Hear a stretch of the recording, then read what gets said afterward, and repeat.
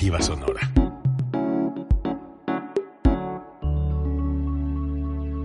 Código Libre.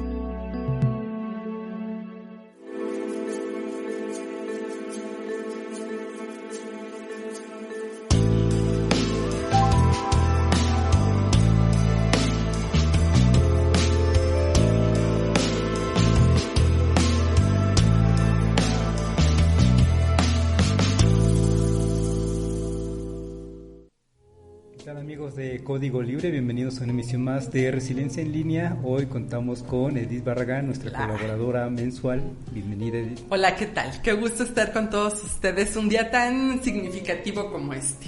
Es significativo por... Hace 30 años este era el día que entrábamos a la escuela, a clases. ¿Te recuerdas? Que antes el día de entrada oficial de los inicios de los cursos era el 2 de septiembre. Mira tú, ya no me acordaba. Ya no te acordabas. Ay, qué memoria tan corta. No, qué alegría, porque también qué alegría es estar aquí y compartir con todos nuestros amigos que nos hacen el favor de vernos hoy en vivo, a quienes nos ven con la magia de la tecnología en otro momento, o que nos escuchan en otro momento. Y también pues saludar a todos los que nos ven aquí en la región, en Jalisco, en Colima, en otras partes de la República, quienes nos ven desde Estados Unidos y otras partes del mundo, porque pues luego ahí tenemos nuestros, De repente nos saludan desde lejos. Sí, lejos. No, qué maravilla, qué alegría que la tecnología nos permita esto. Que nos acerque, que realmente nos acerque. Sí. Oye, Edith, y hoy sí, la invitación a los amigos que nos estén... siguiendo por nuestra página oficial de Código Libre, vamos a estar platicando. A propósito, nos comentabas de los 150 años del aniversario del nacimiento de María Montessori, de la cual surge un modelo educativo que vamos a estar platicando. Sí, no me acordaba de que antes entrábamos a clases el 2 de septiembre. Sí, no, primero era el besamanos y luego la escuelita. Justo los métodos de enseñanza cambian. Y claro. Tú sabes que, por ejemplo, las universidades como la Universidad Autónoma Metropolitana tiene trimestres. En mi institución trabajamos por trimestres, luego de repente vienen los semestres. Sí. Es una combinación. Cuatrimestres, semestres cortos o por módulos académicos. Es decir, la educación ha evolucionado un montón, y creo que en este último año hemos visto también una recomposición del cómo se trabajan en las aulas, en las no aulas. Y qué padre que coincida con el natalicio de una de las mujeres que más han influido en la educación en los últimos años, y estoy hablando de los últimos 100 años más o menos, ¿no? Y entonces vamos a estar platicando precisamente un tanto de los métodos de enseñanza. Nos vamos a centrar en el método de Montessori, que es interesante. Yo te soy franco, no conozco básicamente del tema, pero vamos a estar siguiendo lo y retomaremos algunas cositas, sobre todo, ¿sabes por qué? Creo que es bien importante compararlo con esta realidad que estamos viviendo y que estamos enfrentando. Yo de repente me muero de la risa con la cantidad de memes que veo sobre la educación, sobre las mamás desmayadas, sobre los niños, sobre las chanclas y los cintos que veo en las redes sociales. Y sí creo que es bien pertinente retomar algunos elementos que plantea el método Montessori, y la otra es darnos cuenta de una realidad que estamos enfrentando como mejor podemos, quienes nos dedicamos a la educación, ¿no? Sí. Y eso me parece bien valioso. También justamente vamos a estar platicando de eso, de los métodos que estamos teniendo, las alternativas ante la pandemia, ante la emergencia sanitaria, y que nos tenemos que quedar en casa todavía. ¿Todavía? Que los chicos todavía no van a la escuela, que están aprendiendo en casa los nuevos métodos. Y a propósito de memes también, como dices, y a propósito de que las clases también ya son por televisión y tiene sus canales dependiendo de las materias. Por ahí en un meme me preguntan que cuál es el canal en donde se van a juntar las mamás afuera de la escuela, que se quedaban todo el día fuera de la escuela. Sí. Mira, nos da mucha risa. A mí, o sea, yo la verdad podría ahorita empezar a escribir una tesis sociológica sobre memes de la educación, pero también, eso también habla de cómo están cambiando nuestras formas de socialización. Es decir, estas mamás que se quedaban afuera de la escuela platicando, de alguna manera construían una pequeña comunidad de chisme, de lo que quieras, pero ahí había una comunidad, ahí había un grupo fuerte, sólido, ¿no? Que de alguna manera interactuaban, que ahora ya no tienen esa interacción. Sí. Oye, pero cambia, como dices, si se adaptan las sociedades, si se adaptan en este caso, en esta emergencia sanitaria. Y si hay profesores que se les ocurre abrir un grupo de WhatsApp para mamás, para papás. Sí, la locura, la locura total. Que mejor ni entrar a ese grupo. Sí, no, y vamos, o sea, creo que también ha sido un aprendizaje súper acelerado, porque en 6 meses muchos tuvimos que aprender cosas que tarda tiempo el procesar, cómo usar las tecnologías, cómo no abusar de las tecnologías. Y yo creo que más que criticar deberíamos de resaltar los puntos fuertes, y la otra es no rendirnos, y si por alguna manera o de alguna manera los resultados no son los que esperábamos en términos de educación, que ahorita vamos a hablar de eso, tampoco desesperarnos. Sí. Pues estábamos queriendo empezar el programa precisamente a hablar de cómo está la situación de la educación en estos momentos de emergencia. Básicamente ya lo estamos haciendo, Edith, ya estamos abordando ese primer punto para la agenda de hoy, de cómo lo estamos enfrentando, y una precisamente es con estos métodos. Me parece que precisamente esta tecnología, estas herramientas han salvado el ciclo escolar. Sí, y mira, es que también creo que en los últimos años nuestra educación se volvió como muy eficientista y muy competitiva, y también nos hemos alejado de la idea de, a ver, ¿para qué estamos educando a las criaturas? ¿Para qué quiero que vaya yo a la escuela? Muchos dicen, es que el niño va a ser un burro, no va a aprender nada, o no confío en la educación por televisión, no confío en que por la computadora, ¿no? Y es porque le hemos dado como un peso importante al resultado inmediato y a la calificación, ¿no? Cosa que, por ejemplo, en el método Montessori no existe. No existe la idea ni de premio ni de castigo. No hay nada de una estrellita o un periquito que habla en tu cuaderno porque te la pasaste platicando. Ajá. Entonces, también habría que reflexionar, quienes estamos todos, padres, madres, maestros, quienes acompañan, los mismos chicos, dependiendo de sus niveles, ¿para qué queremos la escuela? ¿Queremos que la criatura se vuelva un repositorio de conocimientos? ¿O queremos que aprenda a usar esos conocimientos para que resuelva lo que se le va presentando en la vida? Y eso incluso a nivel universidad. Porque luego de repente los profes en nivel superior nos ponemos como muy rigurosos con ciertos temas o con ciertas cosas, cuando lo que estamos haciendo es que la criatura memorice, sí, ¿no? Pues a propósito, me recuerdo cuando nos invitaron a un conjunto de geógrafos, yo soy geógrafo de formación, y nos invitaron a ver, vamos a reformar el sistema educativo de educación en geografía en secundaria. Okay. Y de 3 años vamos a recortarle 2. Okay. Y ahí vamos con el cuchillo en mano para defender a la geografía. Pero cuando nos dicen, sentados en la mesa todos los geógrafos, queremos formar ciudadanos mexicanos con base o con conocimientos sólidos en geografía, ¿no? Entonces, para empezar, eso te cambia el chip, porque claro, lo que quieres, precisamente eso que dices, ¿qué quieres formar? Y en este caso nos dicen, queremos formar ciudadanos mexicanos. Claro. Esa es una base importante. Fíjate que eso es bien interesante, es decir, ¿para qué lo queremos? Me recuerda mucho el origen de la idea de María Montessori.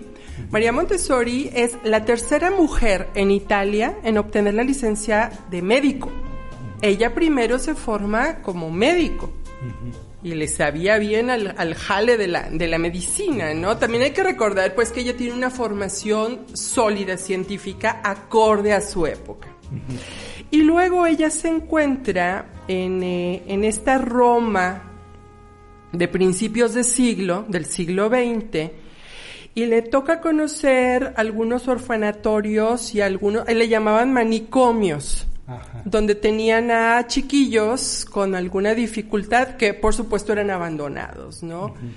niños con algún tipo de retraso, autismo, problemas de comportamiento, porque incluso acuérdate que a principios del siglo XX, pues eso no estaba ni siquiera bien diagnosticado, ¿no? Uh-huh. Y veía cómo les trataban, o sea, cómo los golpeaban, estaban sucios, vivían en un cochinero.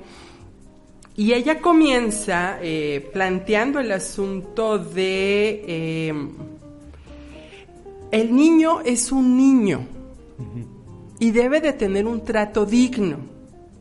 Y entonces habría que pensar en todos nuestros estudiantes como lo que son. Si es un niño de kinder, pues es un niño de kinder. Si es un niño de primaria, ¿dónde está en la primaria? ¿Al principio, a medio o al final? Si es un chavito de secundaria, habrá que entender que está en la adolescencia. O sea, ubicar al sujeto, a la persona, y en dónde está. Y que merece todo el respeto y el trato digno que cualquier ser humano se merece, ¿no? Entonces empezamos por eso. Y se va dando cuenta que al ir modificando el entorno donde están las criaturas y proporcionándole elementos adecuados para ese entorno, el niño es capaz de descubrir y aprender. Uh-huh. Ese es el principio básico, ¿no? El de darle la dignidad al niño y generarle un entorno físico adecuado para aprender. Okay. Y eso también me parece bien importante, particularmente ahora que los chiquitos están en casa, chiquitos y grandes. Sí. ¿En dónde lo queremos ubicar para que aprenda? Uh-huh. Entonces luego nos vamos a nuestras casas, ¿no? Pues están en la mesa del comedor, en la sala. Poquitos son los que tienen un espacio como adecuado para recibir clases, ¿no? Sí, sí, sí. Entonces desde ahí, ¿no? Vamos comparando. O incluso podemos pensar en cómo son nuestros salones de clase. Uh-huh. O sea, si tienen el entorno físico adecuado, mobiliario, luz, las pizarras, pero aparte de eso, ¿qué otros elementos vas a poner ahí? Elementos de naturaleza como una planta, una pecera, una mascota, elementos que le permitan manipular cosas, papeles, colores, pegamentos, foamies. Y yo recuerdo que ella comenzó con unas figuras de madera que le pidió ahí a algunos carpinteros que si se las tallaban y se las hacían para que los niños comenzaran como a ordenarlas y a formar palabras, ¿no? Sí, lo que tengo entendido precisamente es que el Montessori, antes de ser un método, María Montessori lo que intentó hacer es que los chicos se pusieran en movimiento, digamos, con su propia educación. Y entonces es a lo que se le puede decir, y esto es algo que nos compartió Matilde Pérez también muy amablemente, que también ha estado en este programa, sí, y que también sabe de educación. Le sabe muchísimo ese tema. Y también para pensar en la diferencia de cuando estás educado en una escuela y que en estos momentos estamos recibiendo la enseñanza en casa. Cómo es que necesitamos al chico primero en movimiento, en acción, en acompañamiento, claro, con el profesor en este caso, y que este profesor lo pone en movimiento, digamos, como que a ras de piso, digamos. Ajá. Así como lo dices, con estas figuras de madera con el que formaban las letras y que ellos iban dando respuesta a lo que el profesor los iba guiando, es como que esa interacción directa bajo las capacidades que el mismo chico tenía. Claro. Y ahora sí, como dices, hay que estar adaptando a un espacio distinto al que no estaba en principio diseñado para que el chico sea capaz de recibir la enseñanza ahí, que es en casa. Y como dices, de repente estamos en una sala, en el mejor de los casos, pero nos hemos ido enterando que a veces no tenemos laptop, a veces están recibiendo la clase con un teléfono. Y a veces en el mismo espacio pues tiene que convivir con el resto de la familia, claro, cosa que se complica en el asunto de la educación que puede recibir. Sí, porque fíjate que ese es el otro elemento, es decir, uno es el entorno, pero el entorno tiene que estar preparado para el niño y para sus capacidades, pero también para sus necesidades. Otra necesidad bien importante es la del movimiento, y tú lo acabas de decir. Un chiquillo normal se mueve, es inquieto por naturaleza. y luego de repente tenerlo sentado un número de horas para que ponga atención, pues lo tensa, porque su naturaleza es moverse. Y entonces, ¿qué haces con eso? Bueno, en el método Montessori se favorece el movimiento, por eso casi no hay bancas, sino, o sea, en el suelo para que pues, te acomodes como sea. Por eso también nos tiene que llevar a pensar que en este aprende en casa tenemos que favorecer cada determinado tiempo el movimiento del niño. Y eso a mí me parece fabuloso. Yo solo tengo un canal de televisión y afortunadamente me toca secundaria y preescolar. Y cada 20 minutos, que es lo que dura la clase, se termina la clase y hay una pausa que se llama Súmale minutos de alegría. Y ya sale Rommel Pacheco, sale Paula Espinosa y otras personas que no conozco, donde en rutinas o en espacios de 4 o 5 minutos lo que hacen es motivarte a pararte, estirarte, que te muevas, y ya con una serie de ejercicios. Y eso me parece muy padre de este modelo de televisión, porque sí está de alguna manera favoreciendo que cada determinado tiempo, en este caso cada 20 minutos, el niño se pare, el niño se mueva. Incluso lo aproveche para ir al baño, ¿no? Que es una necesidad. Ajá. Me parece que ahí se aplica el principio de aprender jugando. No sé si es el principio del sistema Montessori, pero finalmente es un principio básico en la educación de estos momentos, es que el chico jugando, moviéndose, interactuando, es como va a aprender. Claro, porque al final de cuentas es como conocemos el mundo. El chiste es entonces que el profesor pueda ir orientando estas curiosidades y las vaya orientando, y luego también puede hacer la referencia a determinadas áreas del conocimiento. Uh-huh. ¿Sí? Porque también, no puedes no dar un conocimiento académico. O sea, también tiene que haber una serie de conocimientos que respalden ese aprendizaje por descubrimiento, ¿no? Que es otra de las cosas que son importantes en ese momento. Y otro elemento es que se trabaja a partir de áreas temáticas. Y las áreas temáticas a mí me parecen muy padres porque te quitan esta parte de la materia por la materia, ¿no? Ahorita es español, ahorita es matemáticas, sí. Ahorita es, no sé, fíjate, ahorita que tú dices que eres geógrafo de formación, a las 2 de la tarde en el canal que me toca ver, pues en un programa, ese es el único que dura 1 hora, se llama Amor por México, algo así. Y todos los días presentan un estado de la República. Te lo ponen en el mapa, pero luego pasan las comidas que son famosas en ese lugar. Pasan el entorno natural que hay en ese lugar, las ciudades. Y luego hay historias de personas.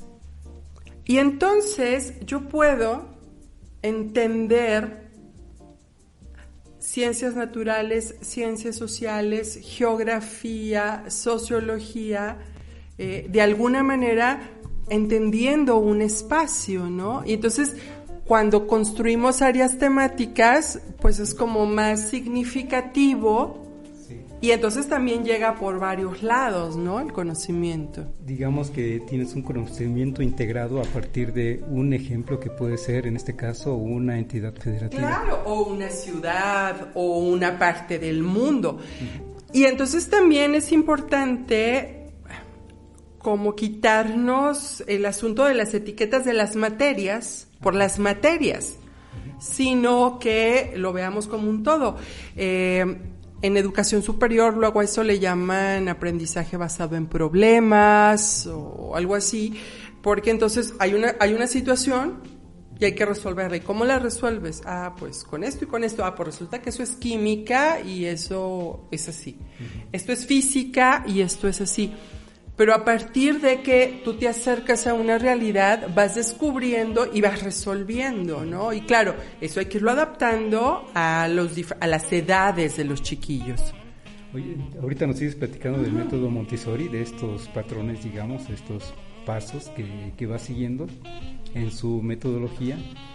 a mí me queda con esto que estás comentando, lo que puede contener una materia que se está transmitiendo por televisión, que se anunció a unos días de que empezara el curso, porque de repente no sabíamos bien cómo iba a ser esto, pero imagínate entonces el trabajo que hay detrás para poder haber lanzado este conjunto de materias por televisión. Sí. Y el equipo de trabajo que debió de haber habido seguramente de profesores, de pedagogos, no sé.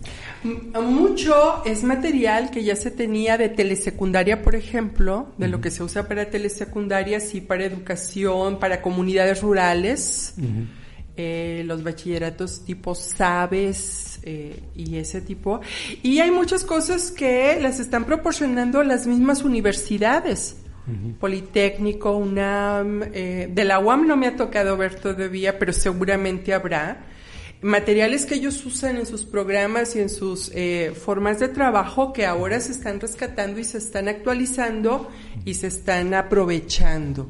Pero sí, de que hay un trabajo fuerte, lo hay, es un trabajo que podrá tener sus fallas y sus limitaciones, pero lo que yo he alcanzado a ver, a mí me parece que sí viene a generar por lo menos la inquietud de averiguar más. Que ese es otro elemento, ¿no? Que el método Montessori quiere favorecer, que es el deseo de aprender. Quiero saber más, quiero aprender más, quiero descubrir más, ¿no? Y que este descubrir más se vuelva como un contagio positivo, y yo siempre quiero saber más, ¿no?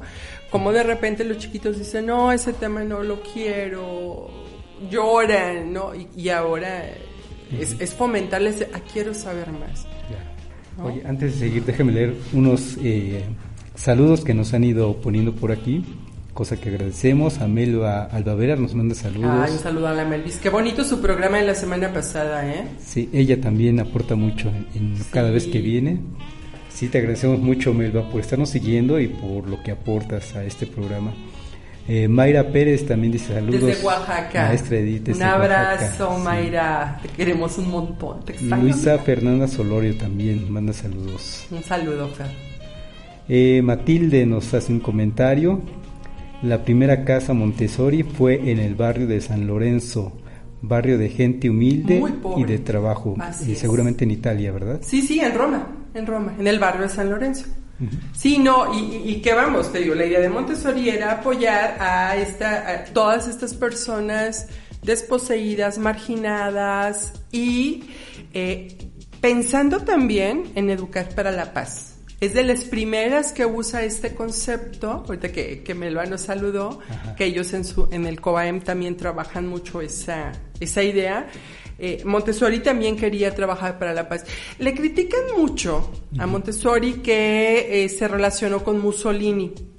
El asunto es que ella, en los años 20 y 30, que quería impulsar su modelo, pues quien dirigía el país era Mussolini, y claro que tenía que hablar con él. No es que la defienda, pero uno también tiene que entender que las personas respondemos a nuestras circunstancias y a nuestros tiempos. Cuando ella se da cuenta de hacia dónde Mussolini quería llevar el modelo educativo, ella le dice, no, mi modelo es para la paz, para la creatividad, para el desarrollo de las habilidades de las personas, y lo que tú estás queriendo no es lo que yo busco, y terminan la relación y dejan de apoyar a las escuelas Montessori en aquel momento. Pero, o sea, hay que tener como la historia completa, ¿no? Bueno, es algo muy actual, yo creo, ¿no? En todos los tiempos. Por supuesto. Si quieres fomentar o impulsar tu proyecto, pues te tienes que relacionar con las personas que toman las decisiones finalmente. Sí, no, y digo, ella se da cuenta y logra como establecer esta diferencia. Sin embargo, tampoco la vas a juzgar por eso, ¿no? O sea, tengo entendido que 2 veces fue nominada a Premio Nobel de la Paz, y precisamente por esa relación con Mussolini fue que no se lo dieron. No. En su momento sí la juzgaron, pero la clásica frase de la historia me juzgará, y me parece que en estos momentos, si estamos hablando de ella y de su método, es porque finalmente trascendió. Sí, no, por supuesto, y que al final de cuentas las miles de escuelas Montessori y de otros modelos educativos que existen en el mundo, yo creo que es eso, ¿no? ¿Para qué queremos la educación para los niños, para los jóvenes, para los adultos? ¿Cuál es el propósito? ¿Qué queremos lograr en ellos? Queremos lograr pues mejores ciudadanos, mejores seres humanos. Queremos construir otras ciudades, otra manera de relacionarnos, y que el conocimiento científico, tecnológico, pero también este conocimiento de ser comunidad, de todo lo que llevamos vivido como historia, pues también nos sirva, ¿no? Bien, nos dice también, bueno, también nos sigue mandando saludos Matilde, le gusta el programa, muchas gracias. Aparte Matilde es una de las personas más positivas que hay en el mundo, ¿no? Pues siguiendo con este asunto de entonces el método Montessori, nos dices que tiene sus principios. Uno es querer aprender, la intención de aprender. La otra es no hay premios y castigos. No hay premios y castigos. El error es parte del aprendizaje, es decir, el que te equivoques forma parte del aprendizaje, y recalcarlo, ¿no? Porque luego sí somos como, ay, eres muy burro. A ver, no, ¿por qué no te salió? ¿Qué fue lo que falló? O busquemos otro camino, ¿no? El respeto a los ritmos personales. Un niño aprende diferente de otro niño. Oye, es mi mala conocimiento de esto, pero que tampoco hay grados, ¿o sí hay grados escolares? Sí hay grados, sí. Pero no como primero, segundo, tercero, más bien se agrupan los niños por edades y dependiendo de su maduración en términos de el lenguaje, de las matemáticas, es que se van relacionando. Lo que sí procuran ellos es que en estos núcleos ponen niños, mezclan niños grandecitos con más pequeñitos para que los grandecitos enseñen a los pequeños. En términos como de imitación. Por ejemplo, en el Montessori también se resuelven muchas cosas de la vida cotidiana. Es más fácil que un niño pequeño aprenda a atarse las cuerdas de los zapatos viendo a otro niño que ya lo sabe hacer, porque luego los papás son así, no, hazle la vueltita, hazle el lacito. La imitación y el aprendizaje por acompañamiento es como más, para muchas cosas es como más adecuado. Entonces no es que no haya grupos, sino más bien se acomodan de acuerdo a las diferentes necesidades y ritmos y niveles de aprendizaje. Pero sí, sí hay grupos, pero no como nosotros los concebimos. Y se busca mucho este deseo de aprender, generar autonomía, confianza, y aunque muchos no lo creen, también disciplina, porque luego piensan que en el Montessori cada quien hace lo que quiere. No, es disciplina para poder lograr tus objetivos, disciplina para poder llegar y terminar tus tareas que se te han encomendado, y entendemos entonces ahí los conceptos de manera diferente, ¿no? Pero esas serían como las ideas fundamentales de los modelos Montessori, ¿no? Tú que eres profesora universitaria, sí, ¿qué diferencias encuentras y qué beneficios encontrarías en todo caso en una educación universitaria como la que puede dar un instituto tecnológico? Fíjate que nosotros en los últimos años hemos venido trabajando con una metodología que se llama de proyectos integradores, que es mucho como esta metodología de solución, de aprendizaje de solución de problemas. Lo que hacemos ahí, los profes que le damos clases a un mismo grupo, en un mismo semestre, nos ponemos de acuerdo en un proyecto.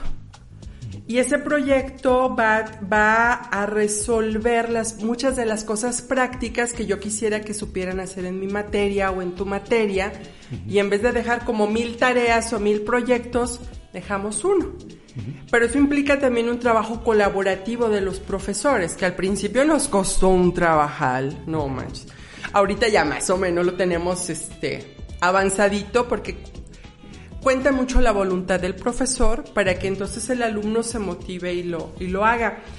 Y va mucho en la idea de que también el chico vea cómo en la vida real, en el caso de las cuestiones científicas, tecnológicas o empresariales, tú no vas a resolver un problema diciendo, en la materia de microeconomía yo vi que un oligopolio, bla, bla, bla. No, es decir, mi competencia con la que quiero sacar este producto es esta, ella se comporta de este modo y si le quiere pegar, pues tiene que trabajar de esta manera. O tiene que segmentar su mercado por esto. Entender esas realidades como más globales, ¿no? Y que luego ya dices, acuérdate que entonces eso tiene que ver con teoría del oligopolio, eso tiene que ver con segmento de mercado, esto tiene que ver con esto, ¿no? O quizá la pregunta, la primera debería de ser si el método Montessori solo es nivel básico o también permea hacia lo medio básico. Sé que en Argentina y en algunos otros lugares sí lo han llevado a nivel de universidad. Pero no te sabría decir si aquí en México, así como tal, se lleve una metodología. Lo que sí he visto es que en muchas universidades y tecnológicos de nuestro país sí se aborda mucho el conocimiento a partir de la resolución de problemas o de resolución de proyectos. Y eso está muy padre porque es como Montessori para grandes, ¿no? Sí, hace un par de años visitamos la Ibero León.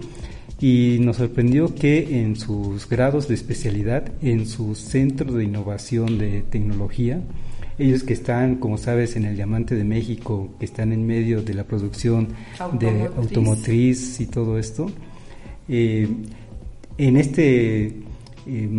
esta maestría de especialidad en tecnología, están enseñando con Legos. Sí. Y finalmente también es una manera de enseñar mediante los juegos, y nos decían, mira, jala, tenían como que conectados todos los Legos armados. Claro. Nos decían, jala este muñequito y se jalaba 1 o 2 piececitas. Nos decían, jala este otro muñeco y se jalaba toda la estructura. Sí. Y era una manera de demostrar cómo es que jugando también el chico entendía que toda la estructura está armada, está conectada y que un factor puede afectar al otro factor. Fíjate que muchas de las capacitaciones, por ejemplo, que yo he tomado en los últimos 3 años sobre emprendimiento acelerado y cuestiones de este tipo, todas son muy lúdicas. Todas son muy de colores, de formas, de párate, de haz. Y creo que es como una evolución de estas metodologías, porque al final de cuentas los seres humanos necesitamos eso, incorporar el movimiento, el color, la forma a lo que queremos lograr, ¿no? De repente nos volvimos muy academicistas, muy de temitas, cuando en la vida real el mundo es así, en bola, ¿no? Dice una amiga mía, es como costal de frijoles, viene el bueno, lo malo, la basura y la piedrita, y hay que buscarle, ¿no? Y eso está padre, porque al final de cuentas el chiste es que logremos nuestros objetivos, ¿no? De aprendizaje, de solución, de un producto, de una empresa, de resolver un problema, en cualquier nivel. Sí. Oye, esta Matilde Pérez está muy entusiasmada comentándonos, se ve que le gusta el tema, que le gusta el método Montessori. Dice Paulo Freire en su libro Pedagogía del Oprimido, comenta que la educación no se impone.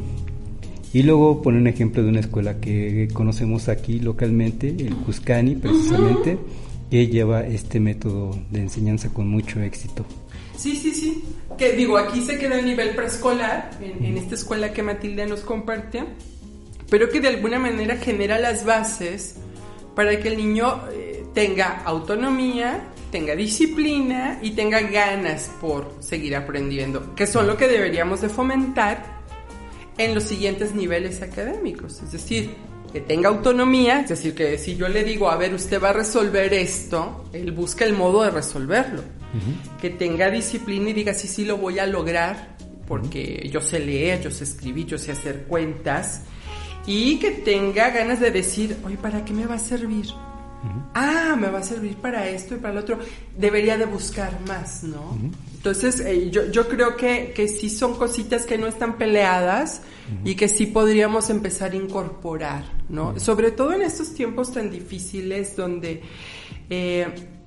lo hemos discutido ya en este momento, ¿no? Cómo las diferentes infraestructuras que tenemos a la mano nos están ayudando en este nuevo ciclo escolar. Pero no es lo mismo estar en un entorno urbano que en un entorno rural o en un entorno indígena. donde las dificultades son mayores. Sí. Pues justamente vamos ahora, si te parece que ya vamos casi los 20 minutos para que termine el programa, sí, reflexionando justo con esto último con que estos estás otros comentando, temas, claro. Bueno, ahorita estamos pasando por una emergencia y la tomamos este conjunto de herramientas tecnológicas, las tomamos como eso, como un salvavidas para salvar el curso, digamos, para que los chicos sigan con su curso de manera, en la medida de lo posible, habitual, pero algo va a resultar después de que acabe la emergencia sanitaria. Ya la educación, me parece, no va a volver a ser la misma. No, y no debe. Yo creo que no debe de volver a ser la misma. Un ejemplo de una universidad también de por acá, la Universidad Latina de América, nos pone un esquema en donde dice: la educación para nosotros en esta universidad ha sido así. Tenemos una línea en donde que representa el uso de las tecnologías, está claro, acá, y tenemos el uso de las no tecnológicas, la educación tradicional, que es presencial en salón de clases con el profesor, y está acá. De repente, por esta emergencia sanitaria, sí, ahora están invertidas. Cuando pase la emergencia, ya no van a regresar a su punto original, sino quizá pueden ser que estemos aquí más cercanas. Y sabes que esa parte que tú dices me parece muy importante, porque sí hay una gran diferencia en los usos de las tecnologías por niveles académicos. En nivel superior y medio superior, pero sobre todo en el superior y posgrados, el uso de las tecnologías viene a resolver muchas situaciones y permite de alguna manera que más chicos puedan accesar en determinado momento a programas de estudio, o que también se den cuenta de cómo, si es necesario, modificar planes y programas de estudio a nivel profesional para que sean más eficientes, que sean más sólidos, y donde vamos a reforzar una serie de competencias, habilidades, que le llaman habilidades blandas, para que todos los chicos puedan entonces desarrollarse, manifestar estas capacidades y habilidades que todos tenemos de mejor manera. Y que eso se dificulta más en nivel básico. ¿No? En nivel básico, donde los niños requieren un acompañamiento diferente, una supervisión diferente, comparado con alguien que está haciendo una carrera, ¿no? Y ahora, como dices, los ambientes urbanos y rurales, que desde luego son muy distintos. Muy distintos, ¿no? Y que incluso en los niveles urbanos tenemos grandes diferencias, ¿no? Zonas marginadas, zonas donde no hay servicios básicos, zonas donde con trabajos hay luz, mucho menos internet, dentro de las ciudades, ¿no? Y que obviamente en el entorno rural se vuelve más complicado, y en las zonas indígenas, bueno, eso a veces ni siquiera existe. A veces no existe, y por eso la idea de las clases por medio de la televisión. O el radio, incluso para zonas indígenas. Esa parte todavía yo no la ubico, no he localizado una estación de radio. Luego le vamos a decir a Mayra Ninet Pérez que allá en Oaxaca nos ayude, porque allá en la sierra, por ejemplo, en la Sierra Juárez, la radio comunitaria es el medio. O sea, es la radio, y la radio es el elemento de cohesión para toda la gente que vive en esa región, ¿no? Y como dices, tan solo en el medio urbano, ya para no irnos a lo rural, digamos, están como viendo las historias que están mostrando una persona que se dedica a vender tamales, que no tenía laptop para su hijo y que ha hecho lo posible porque tenga una laptop. O el que tenía el teléfono tomando una clase, imagínate, en un teléfono. Sí, no, qué pesadísimo. También tuvieron que hacer el sacrificio para comprar precisamente la laptop. No, y que de alguna manera también reflejan las desigualdades sociales, las desigualdades económicas, que esas no aparecieron con la pandemia, esas ya existían y que en algún momento se han recrudecido más. Y aquí vemos dos cosas, ¿no? Por un lado, este recrudecimiento de estas desigualdades, pero también ves la solidaridad de muchos entornos, ¿no? Por ejemplo, ahora con las dificultades del internet, en muchos espacios, por ejemplo, restaurantes, bares, destinan ciertas horas del día para que los chiquillos vayan y tomen clases ahí, porque voy a poner el caso muy concreto. En Zapotlán el Grande, varios restaurantes por las mañanas los están abriendo a un determinado número de niños para que puedan tomar clases, el internet lo usen de su restaurante. En la mañana dicen, yo no lo uso, en la tarde no puedo porque tengo que atender gente, poner música, etcétera, pero en la mañana aquí puedo recibir hasta tantos niños para que usen mi internet. Mira, y no me tienes que consumir nada, ¿no? Iba a decir qué interesante, pero qué noble ese gesto. Pero en muchos lugares está sucediendo, o sea, muchos restaurantes, muchos bares, muchos espacios están dando estas muestras de solidaridad, que son de las cosas bonitas, ¿no? Porque luego ves cada historia ahí truculenta, que bueno, también habrá que recuperar lo otro. Te voy a poner también un ejemplo que nos pone la misma amiga Matilde.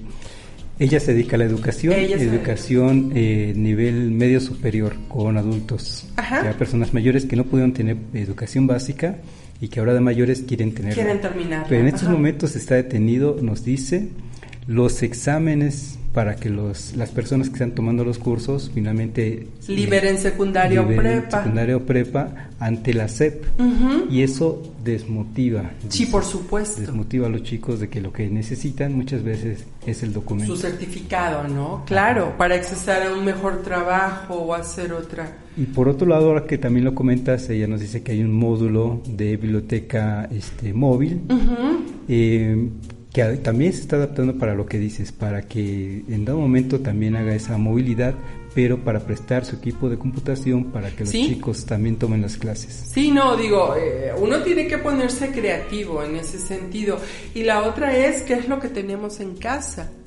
O sea, si en nuestra casa hay libros, hay cuadernos, hay un entorno que permita que los niños y los jóvenes se sientan cómodos y tranquilos trabajando, y que si no tengo internet, pues sé que están los libros viejitos que me pueden salvar, ¿no? Es decir, a ver, mi libro del año pasado yo recuerdo que traía parte de esta información, o si en casa hay otros materiales que me permitan atender y cumplir con lo que me están pidiendo los profesores, ya sea en línea, ya sea por una videoconferencia o porque lo estoy viendo en la tele, ¿no? Oye, otro fenómeno que no se consideraba, me parece, se pudiera dar, quizá en un principio, pero se está dando, que los adultos están aprovechando las clases por televisión para también precisamente tomar esos cursos de primaria, secundaria. Sí. Y están aprendiendo. Reaprendiendo. Me imagino que cuando acabe todo este asunto de la emergencia, se va a terminar el convenio que se tienen con las televisoras, y sería una lástima para estos adultos que sí se educan o reeducan, como dices, y que de repente les cierren ese canal. Pero fíjate que entonces van a quedar los canales que ya existían. El asunto es que ya existía educación por televisión, que es el canal 14, tú lo puedes identificar en muchos sistemas de cable, aparece en otra numeración, pero en la parte de arriba tiene un recuadrito, dice 14, y si no me equivoco viene en verde. Hay otro canal, hay dos, y el otro se me fue, horrible, perdón. Pero también canal 22, canal 11, y 11 niños, y TV UNAM, que es televisión pública, todas estas que mencioné, en sus barras de programación tradicional, luego tienen programas educativos, pero lo hemos platicado también acá, luego despreciamos la televisión pública, y hay cosas increíblemente maravillosas en todos esos canales que para los adultos que ahorita se sienten como cómodos y contentos, ahí pueden seguir aprendiendo un montón, porque ese es el otro fenómeno, ¿no? Es decir, ¿quién está acompañando a los niños en este momento de educación especial? Sí. El papá, la mamá, el papá y la mamá trabajan, el papá y la mamá pueden acompañarlos para hacer las tareas o darles seguimiento, están los abuelitos, los tíos, los hermanos mayores, ¿con qué disposición están ahí? Y luego la otra, ¿cuáles sus habilidades tecnológicas, no? Porque luego de repente si los cuida una persona que a lo mejor no está familiarizada con el teléfono, se va a desesperar. Sí. Entonces hay que pensar también en ellos, ¿no? En los acompañantes. Por ahí nos mandan saludos, Yadira Ortiz, muy interesante el tema, gracias Yadira, y también a Jorge Padilla, buen amigo de toda la vida básicamente, también. Gracias por sus comentarios. Han estado fluyendo un montón de historias que conmueven en este asunto y como lo dijiste, niños que en el mejor de los casos tienen el acompañamiento del papá, de la mamá, pero a veces se tienen que quedar solos, incluso encerrados. Sí. Y arreglense como pueden los pobres chiquillos. Sí, y ¿sabes qué es la parte? Hay dos cosas aquí bien preocupantes. Esto lo aprendí viendo TV UNAM, por supuesto. Una es, hay una serie de necesidades que la escuela sí da y que la escuela en línea, en cualquiera de esos medios no te da, que es el asunto de las necesidades afectivas, el asunto de la socialización y el asunto de la solidaridad. Es más difícil desde una pantalla resolver eso y entender también que para muchos la escuela es un refugio. Estamos hablando de los asuntos de violencia doméstica, de los asuntos de violencia intrafamiliar, donde la escuela jugaba el papel, la escuela física juega el papel del refugio para el chiquillo, para la niña, ¿no? Y ahora no lo tiene. Entonces, por un lado están estas necesidades y la otra es el problema de sobrepeso, sedentarismo que se está viendo, que se está generando, no solo en los niños, también en los adultos. Que de repente podemos pasar horas sentados o que obligamos a los niños a pasar horas sentados sin que haya movimiento del cuerpo, ¿no? Y que eso en el mediano plazo va a tener problemas, por ejemplo, del túnel carpiano, de muñecas, de piernas, por estar en esta posición, así en la compu. Y ahorita, fíjate, yo estoy así derechita fingiendo. Y yo normalmente tengo una postura terrible, ¿no? Y que al rato eso se va a reflejar en otra serie de problemáticas. Exacto, ¿no? Exacto.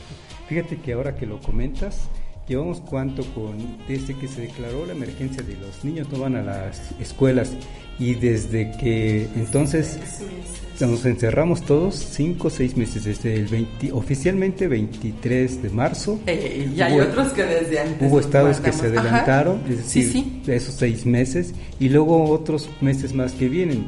Básicamente se va a cerrar el año y no vamos a tener la gran mayoría ese regreso. Seguiremos ahí guardados. Y si bien no puede ser un ciclo escolar perdido, sí va a haber afectaciones, esperemos que no sean tan graves, porque imagínate al chiquito que ya se acostumbró a que está en casa haciendo la tarea con los papás. Sí, y que se generan otros fenómenos, ¿no? Como este famoso síndrome de la cabaña, que es este miedo a salir. Exacto. No, es que me voy a enfermar, me voy a contagiar, me va a pasar esto. Híjole, ¿no? O sea, sí, el asunto de la salud mental, de la salud física, de nuestra salud emocional y social, son temas que empiezan ahora a cobrar importancia. ¿Por qué? Porque hay que platicarlo y hay que decirlo, ¿no? El estrés que muchas mamás vivieron la semana pasada al no poderse conectar, al no poder entender, al no poder ayudar al hijo, y las mamás acabaron mal, ¿no? O el niño desesperado, esa foto del niño llorando porque no entiende lo que el maestro le dice. También entonces el papel que los profesores tenemos que jugar desde la pantalla, desde el escrito, desde la tele o el video, ¿no? Es decir, hay una profesora del CIDE que ayer leí un comentario de ella, hoy lo busqué y no lo encontré para dar la cita exacta.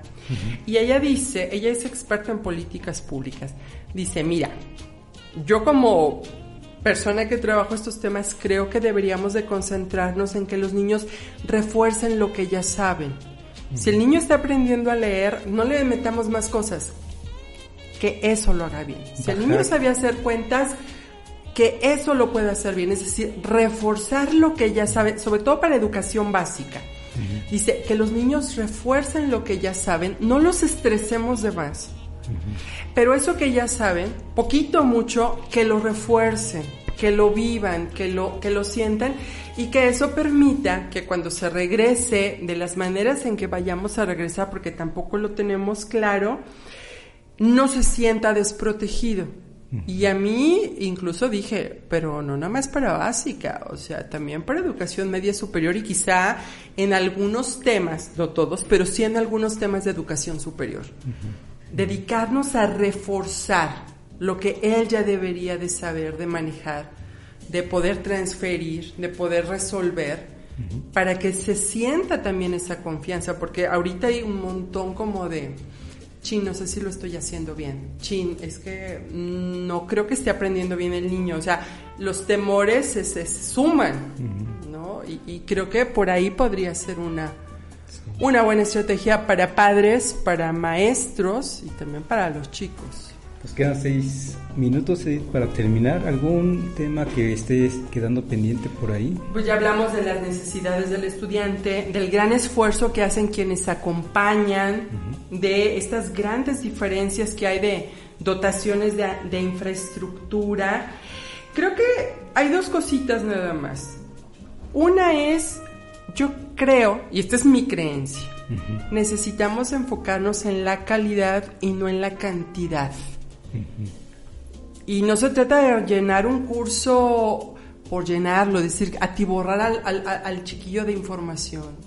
Como te decía, si ya sabe leer, vamos haciendo que lea mejor, que lea más. Si ya sabe hacer cuentas, si ya se sabe las tablas de multiplicar, que aprenda, que multiplique hasta con los ojos, ¿no? O sea, reforzar esa parte. Yo me quedo también con esa reflexión. Sí, reforzar. es que eso es bien importante. Y la otra también, el gran esfuerzo que yo te diría que 9 de cada 10 profesores está haciendo en este momento. Comprándose, o sea, ya me compré un tripié, voy a comprarme un pizarrón, voy a aprender esto. O sea, muchísimos profesores están haciendo hasta lo indecible, tratando de hacer su mejor esfuerzo. Yo creo que todos, papás, mamás, acompañantes, los niños, los profesores, estamos haciendo esfuerzos que nunca pensamos que íbamos a hacer, pero los estamos haciendo, ¿no? Y creo que sí necesitamos ser un poco más pacientes con nosotros mismos, desde el rol que nos toque jugar.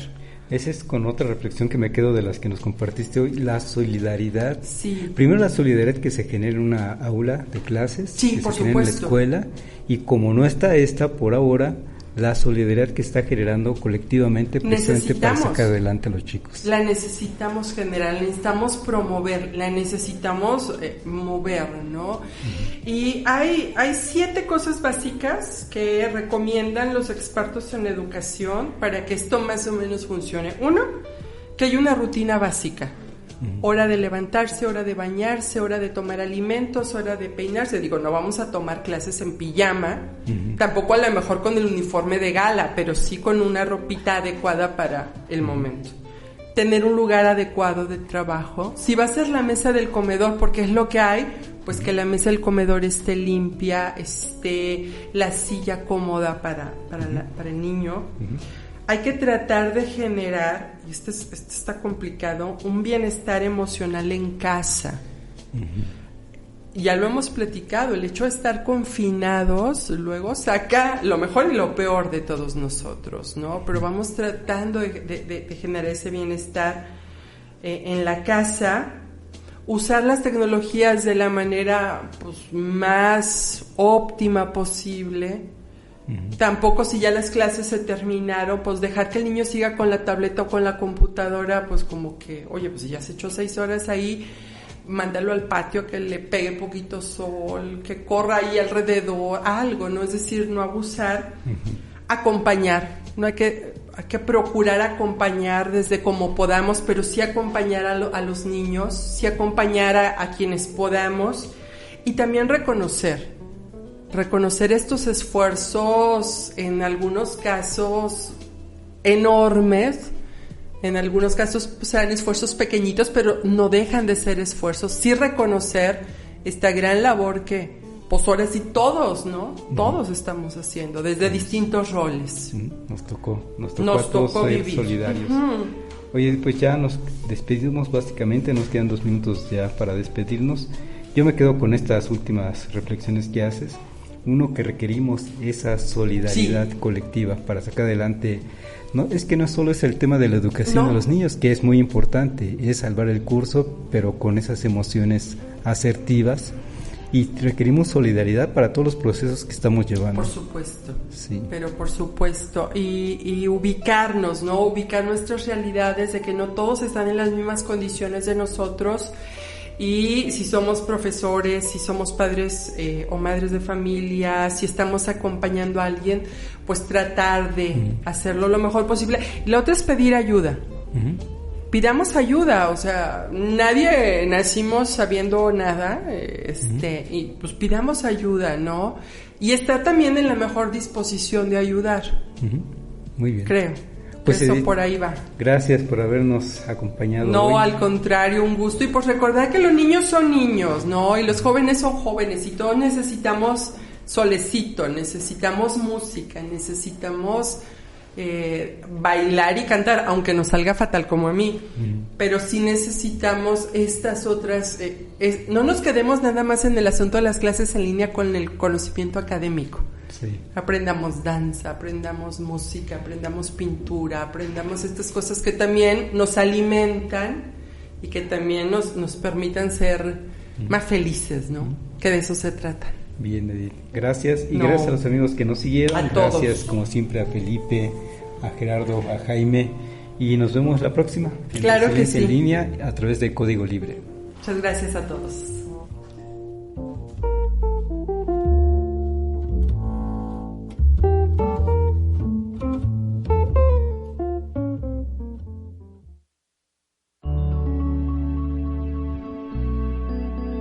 Código Libre.